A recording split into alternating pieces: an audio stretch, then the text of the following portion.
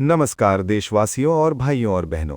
देश के सभी केंद्रीय और राज्य कर्मचारी साथियों और सम्मानित पीएस 95 पेंशनरों को हमारा प्यार भरा अभिनंदन।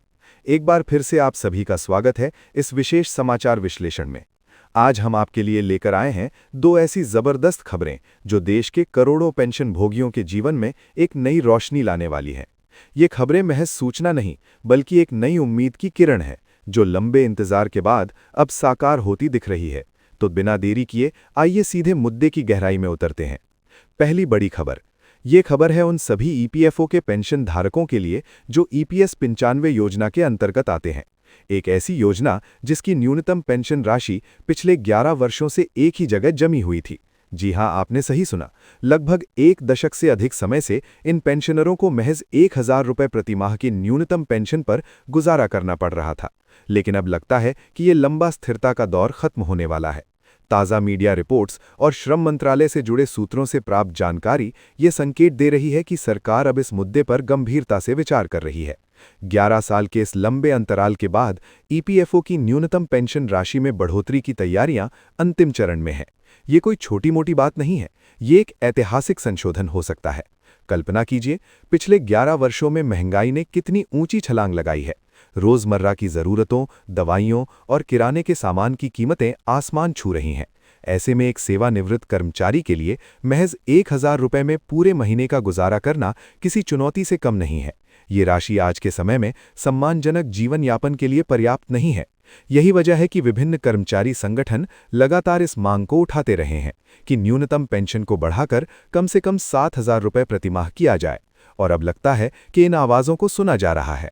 हाल ही में जनवरी महीने की 6 तारीख को भारतीय मजदूर संघ के एक प्रतिनिधिमंडल ने केंद्रीय श्रम एवं रोजगार मंत्री से सीधी मुलाकात की। इस बैठक में पेंशन धारकों की आर्थिक दुर्दशा और महंगाई के बढ़ते बोझ को विस्तार से रखा गया। ये मुद्दा अब सर्वोच्च न्यायालय में भी विचाराधीन है, जिससे सरकार पर एक ठोस निर्णय लेने का दबाव और बढ़ गया है। सरकारी सूत्र बताते हैं कि श्रम मंत्रालय और संबंधित विभाग इस प्रस्ताव पर तेजी से काम कर रहे हैं। ये मुद्दा अगले बजट में प्रमुखता से शामिल हो सकता है या फिर बजट के तुरंत बाद भी कोई बड़ी घोषणा की जा सकती है। सरकार का रवैया इस ओर इशारा करता है कि वो इस बार इस मुद्दे को और नहीं टालना चाहती। सेवानिवृत्त कर्मचारियों को आर्थिक रूप से सशक्त बनाना, उन्हें सामाजिक सुरक्षा का मजबूत आधार देना सरकार की प्राथमिकता में शामिल होता दिख रहा है। अब सवाल ये उठता है कि आखिरकार ये बढ़ोतरी कितनी होगी। हालांकि अभी तक कोई आधिकारिक घोषणा नहीं हुई है, लेकिन अनुमान लगाया जा रहा है कि न्यूनतम पेंशन को वर्तमान 1000 रुपये से बढ़ाकर काफी ऊपर तक ले जाया जा सकता है। कर्मचारी संगठनों की मांग 7000 रुपये की है, लेकिन अंतिम निर्णय सरकार के हाथ में है। ये बढ़ोतरी चरणबद्ध तरीके से भी की जा सकती है। फिलहाल ये एक सकारात्मक संकेत है कि 11 साल पुराने इस स्थिरता के दौर को तोड़ने की प्रक्रिया शुरू हो चुकी है। इस बढ़ोतरी का लाभ ईपीएस 95 के तहत आने वाले सभी पेंशन भोगियों को मिलेगा, यानी वे सभी सेवानिवृत्त कर्मचारी जो कर्मचारी भविष्य निधि संगठन से पेंशन प्राप्त कर रहे हैं, उनकी न्यूनतम गारंटीशुदा पेंशन राशि में ये इजाफा होगा। इससे उन लाखों परिवारों को सीधा लाभ मिलेगा जो इस मामूली राशि पर निर्भर हैं। ये निर्णय न सिर्फ आर्थिक राहत देगा, बल्कि सेवानिवृत्त वर्ग के मनोबल को भी बढ़ाएगा।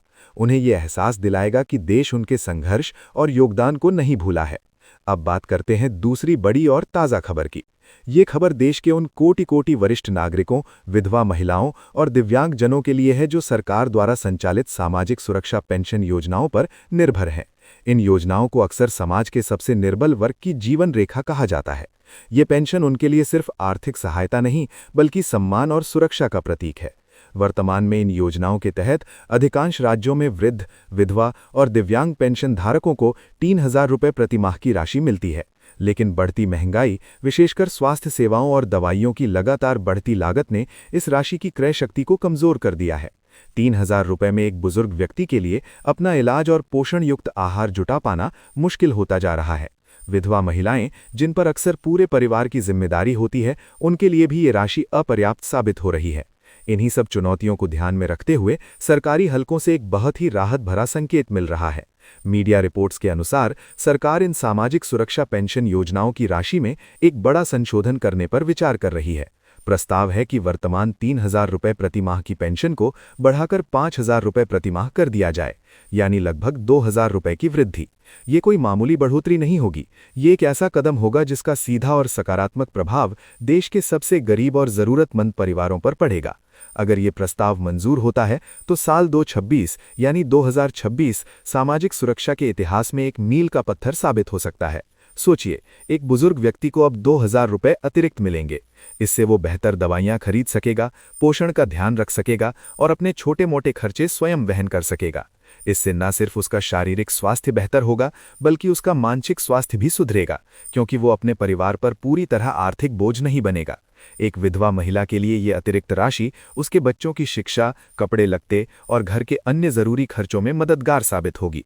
ये उसे आत्मनिर्भर बनने की दिशा में एक छोटा कदम आगे ले जाएगी। दिव्यांगजन, जिन्हें अक्सर विशेष देखभाल और उपकरणों की आवश्यकता होती है, उनके लिए भी ये बढ़ी हुई राशि एक वरदान साबित हो सकती है। वे अपनी विशेष ज़रूरतों को पूरा करने में अधिक सक्षम हो पाएंगे। इस प्रस्तावित बढ़ोतरी की खास बात यह है कि ये सीधे लाभार्थियों के बैंक खातों में डीबीटी यानी प्रत्यक्ष लाभांतरण के माध्यम से पहुंचाई जाएगी। इससे भ्रष्टाचार की संभावना कम होगी और पारदर्शिता बनी रहेगी। लाभार्थी को समय पर पूरी राशि मिल सकेगी। हालांकि ये ध्यान रखना जरूरी है कि अभी ये प्रस्ताव की स्थिति में है, आधिकारिक घोषणा का इंतजार है।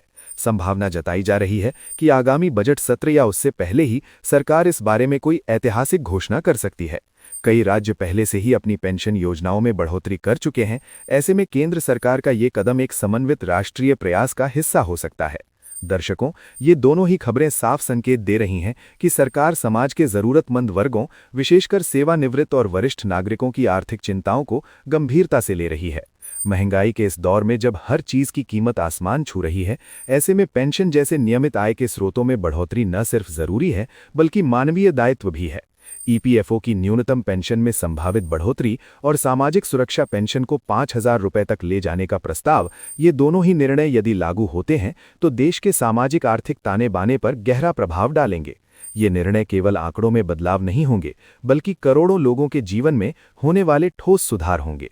इनसे गरीबी रेखा से नीचे जीवन यापन कर रहे परिवारों के जीवन स्तर में सुधार आएगा, स्वास्थ्य सेवाओं तक उनकी बेहतर पहुंच बनेगी और सबसे बढ़कर उन्हें एक सम्मानजनक जीवन जीने का आत्मविश्वास मिलेगा।